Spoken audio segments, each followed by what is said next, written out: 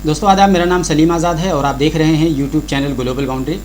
आपने पिछले कई दिनों से बनारस यानी काशी ज्ञान वापी विवाद के बारे में आपने सुना होगा, ज्ञान वापी मस्जिद से संबंधित, और उसके बारे में पिछले कई दिनों से लगातार ये खबरें चल रही हैं। उसका सर्वे हो रहा है, वीडियोग्राफी हो रही है और विवाद हो रहा है मुस्लिम पक्ष और हिंदू पक्ष के बीच में। लेकिन ये तमाम बातें हैं क्या? बहुत सारे लोगों को ये बात पता नहीं है कि दरअसल ये पूरा विवाद है क्या। क्या ये कोई नया विवाद है या कोई पुराना विवाद है? कब से शुरू हुआ, किसने शुरू किया? वो तमाम बातें आज के इस वीडियो में हम आपको बताने वाले हैं। तो गुजारिश है कि इस वीडियो को लास्ट तक देखिएगा और इस वीडियो को देखने के बाद आप आज ज्ञान वापी मस्जिद विवाद को पूरी तरीके से समझ पाएंगे। तो दरअसल आइए यहाँ से शुरू करते हैं और आपको सबसे पहले ये बताते हैं कि दरअसल ये ज्ञान वापी मस्जिद जो है ये दरअसल कहाँ स्थित है। तो आपको बता दें कि उत्तर प्रदेश के बनारस शहर में जो गंगा नदी है, गंगा नदी के जस्ट पास ही में थोड़ी दूर पर एक ललिता घाट है, उसी के करीब में एक कैंपस है और एक मस्जिद है, उसी को कहते हैं ज्ञान वापी मस्जिद।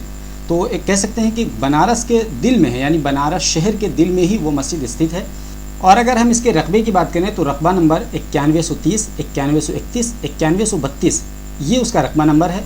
और अगर ज़मीन की एरिया की बात करें तो लगभग 1 बीघा 9 विस्वा ज़मीन बताई जा रही है।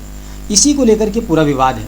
अब आइए आपको ताज़ा स्थिति बताते हैं और उसके बाद में आपको बताएंगे कि दरअसल ये पूरा विवाद शुरू कब से हुआ था। तो इसकी ताज़ा स्थिति ये है कि अभी शुक्रवार यानी जुमे के रोज़ वीडियोग्राफी होनी थी कोर्ट कमिश्नर की अध्यक्षता में बनाई गई एक टीम द्वारा, लेकिन मस्जिद के परिसर में उसकी वीडियोग्राफी और सर्वे नहीं हो सका क्योंकि मस्जिद के लोगों ने यानी मस्जिद इंतज़ामिया कमेटी के लोगों ने मना कर दिया था और विवाद खड़ा कर दिया था। और उनका ये आरोप था कि कोर्ट कमिश्नर पक्षपात कर रहे हैं, वो निष्पक्ष नहीं हैं। यही कारण है कि उन्होंने कोर्ट में यानी जो वाराणसी की सिविल कोर्ट है वहाँ पर उन्होंने अर्जी लगाई और कोर्ट कमिश्नर को बदलने की बात कही है और कहा है कि कोई निष्पक्ष कोर्ट कमिश्नर नियुक्त किया जाए ताकि उसी के अध्यक्षता और उसकी निगरानी में ये पूरा सर्वे हो सके, उसकी वीडियोग्राफी हो सके।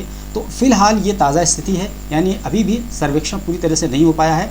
यानी जब जुमे के रोज़ जो वो टीम आई थी, कोर्ट कमिश्नर की अध्यक्षता में बनाई गई जो टीम थी, उसने जो सर्वे किया था वो मस्जिद के बाहर के हिस्से को किया था, मस्जिद के अंदर नहीं कर पाई थी क्योंकि मस्जिद के अंदर बहुत सारे मुसलमान जमा हो गए थे और उनका ये कहना था कि कोर्ट कमिश्नर पक्षपात कर रहे हैं, इस वजह से उनको सर्वे करने की इजाज़त नहीं दी जाएगी। हालांकि आज सिविल कोर्ट में उसकी सुनवाई है और आज फैसला आ जाएगा कि सर्वे होगा नहीं होगा और होगा तो किसकी अध्यक्षता में होगा वगैरह वगैरह। तो ये है उसकी ताज़ा स्थिति। आपको यहाँ पर बताते चलें कि 26 अप्रैल सन 2022 को कोर्ट के आदेश के द्वारा एडवोकेट कमिश्नर की अगुवाई में एक टीम गठित की गई थी और उस टीम का काम ये था कि वो पूरे कॉम्प्लेक्स में जा करके उसका सर्वे करेगी, वीडियोग्राफी करेगी और उसको रिपोर्ट सौंपेगी। तो यही पूरा काम हो रहा था, यानी जो लास्ट फ्राइडे को जो हुआ ये वही पूरा काम हो रहा था, लेकिन मुस्लिम पक्ष में पक्षपात का आरोप लगाते हुए मना कर दिया। अच्छा, ये विवाद है किस चीज़ का? दरअसल विवाद इस बात का है कि हिंदू पक्षकारों का ये कहना है कि ये जो मस्जिद है जिसको ज्ञान वापी मस्जिद कहते हैं, ये मस्जिद 1669 यानी 1669 में मुग़ल शासक औरंगज़ेब द्वारा यहाँ पर एक मंदिर था जिसको काशी विश्वनाथ टेम्पल कहते हैं, उसको तोड़ करके यहाँ पर मस्जिद बनाया गया। ऐसा दावा है, ऐसा हिंदू फरीक का दावा है। जैसे कि अयोध्या मामले में भी यही दावा था कि बाबरी मस्जिद जो है वो तोड़ के बनाई गई थी। हालांकि जब आर्कियोलॉजिकल सर्वे ऑफ इंडिया की रिपोर्ट आई तो वहाँ पर इस तरह का कोई सबूत नहीं सामने आया, लेकिन बहरहाल कोर्ट के आदेश पर वहाँ पर राम मंदिर को जगह दे दी गई। तो इसी तरीका यहाँ भी दावा है और ये दावा है कि यहाँ पर काशी विश्वनाथ टेम्पल को तोड़ करके यहाँ पर मस्जिद बनाया गया है। इसके अलावा हिंदू पक्षकारों का ये भी मानना है कि मस्जिद के तहखाने में, जहाँ मस्जिद बनी हुई है उसके तहखाने में शिवलिंग मौजूद है और एक नेचुरल पानी का स्रोत है जो शिवलिंग पर टपकता है, गिरता है और आजकल मुसलमान उस पानी को वुज़ू करने के लिए इस्तेमाल करते हैं। ये हिंदू फरीक का दावा है और हिंदुओं का ये कहना है कि दरअसल मुसलमान इसलिए सर्वे नहीं होने दे रहे हैं कि ये सच्चाई खुल करके सामने आ जाएगी, जबकि मुसलमानों यानी अंजुमन इंतज़ामिया कमेटी जो मस्जिद की देखभाल करती है कमेटी, उसका ये कहना है कि एडवोकेट कमिश्नर जो हैं वो पक्षपात कर रहे हैं, वो न्यूट्रल नहीं हैं, इसीलिए न्यूट्रल एडवोकेट कमिश्नर को बुलाया जाए और फिर उसके बाद में उसकी जांच कराई जाए। हम सहयोग करने के लिए तैयार हैं, ये मुस्लिम फरीक का मानना है। इतना समझने के बाद आइए आपको बताते हैं कि दरअसल इस विवाद की शुरुआत कब से हुई। तो दरअसल इस विवाद की शुरुआत 1991 यानी बाबरी मस्जिद केस से ठीक 1 साल पहले हुई। और ये किसने की शुरुआत इसकी? दरअसल पूरा एक साधु संतों का ग्रुप था बनारस का और वो बनारस सिविल कोर्ट पहुंच गया ज्ञान वापी मस्जिद को लेकर के और उसने ये पिटीशन फाइल की और पिटीशन में ये कहा कि 1669 में मुग़ल शासक औरंगज़ेब ने यहाँ पर काशी विश्वनाथ मंदिर को तोड़ करके मस्जिद बनाया, और मस्जिद को बनाने के बाद में एक तरीके से वो मुसलमानों के कब्ज़े में चला गया, इसलिए उस ज़मीन को दोबारा से हमें वापस चाहिए और हम वहाँ पर मंदिर बनाएंगे। ये उनकी डिमांड थी, यही उनके पिटीशन में लिखा हुआ था। और इससे पहले कि बनारस सिविल कोर्ट इस पर कोई हियरिंग करता, सुनवाई करता, इलाहाबाद हाई कोर्ट ने हस्तक्षेप करते हुए कह दिया कि इस मामले में किसी तरह का कोई भी सुनवाई नहीं होगी, यानी इसको एक तरीके से निष्क्रिय कर दिया, तो मामला वहीं दब के रह गया।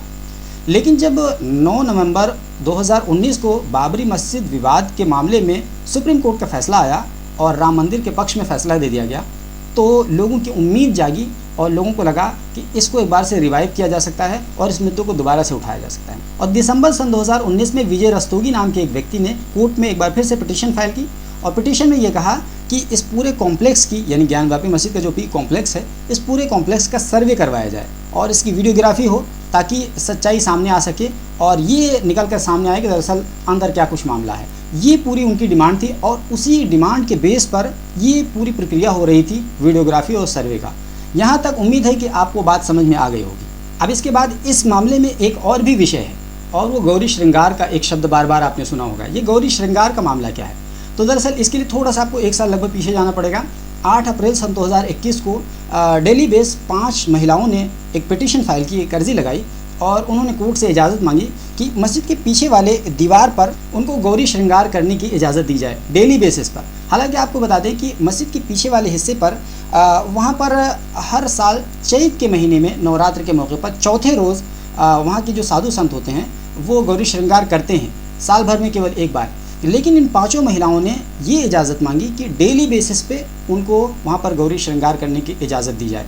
किसकी किसकी श्रृंगार करने की? Lord Gauri, Lord Ganesha, Lord Hanuman और लॉर्ड नंदी, यानी इनके श्रृंगार करने की इजाज़त दी जाए, ऐसा महिलाओं ने माना।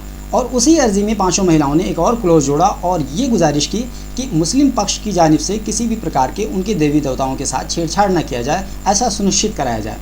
अच्छा, ये तमाम बातें हो ही रही थी कि इसी बीच में राखी सिंह नाम की एक महिला ने अपने आप को उससे किनारा कशी इख्तियार कर ली और किनारा कर लिया, और ऐसा कहा जाता है कि आपसी महिलाओं के विवाद के चलते राखी सिंह ने उस मुद्दे से अपने आप को अलग कर लिया है। तो बहरहाल ये पूरा विवाद अब तक ये चल रहा है।